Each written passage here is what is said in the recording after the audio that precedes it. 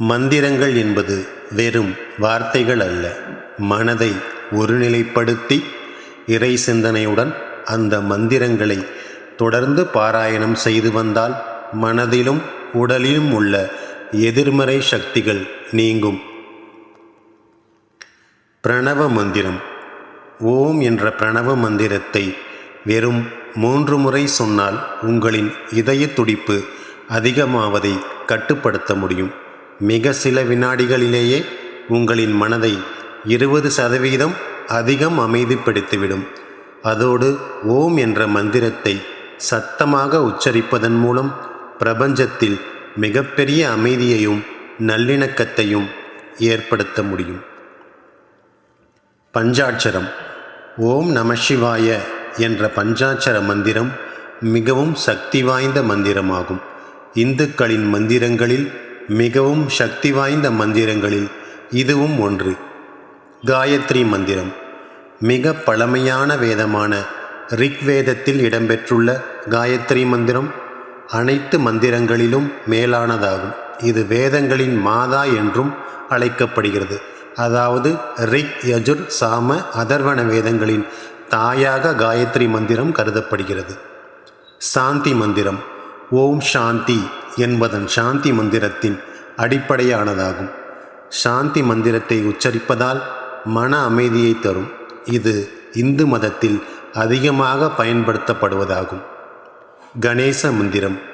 விநாயகப் பெருமான் தடைகள் அனைத்தையும் நீக்கக்கூடியவர். இவரே முழு முதற் கடவுளாகவும் வணங்கப்படுகிறார். இந்த மந்திரத்தை எவர் ஒருவர் சொல்கிறாரோ அவருக்கு விநாயகரின் அருள் கிடைப்பதுடன் எந்த ஒரு சவாலையும் சமாளிக்கும் ஆற்றலையும் விநாயகர் அருள்வார். துர்கா காயத்ரி மந்திரம். இந்த மந்திரத்தை தினமும் பாராயணம் செய்து வந்தால் உங்களின் வாழ்வில் தைரியம், நம்பிக்கை, வெற்றி உள்ளிட்ட அனைத்து நலன்களும் கிடைக்கும். ருத்ரயமாலா தந்திர மந்திரம். ருத்ரயமாலா தந்திர மந்திரம் எதிரிகளை அழிக்கக்கூடியதாகும். தீய சக்திகளை விரட்டுவதற்கான மிகவும் சக்தி வாய்ந்த மந்திரம்.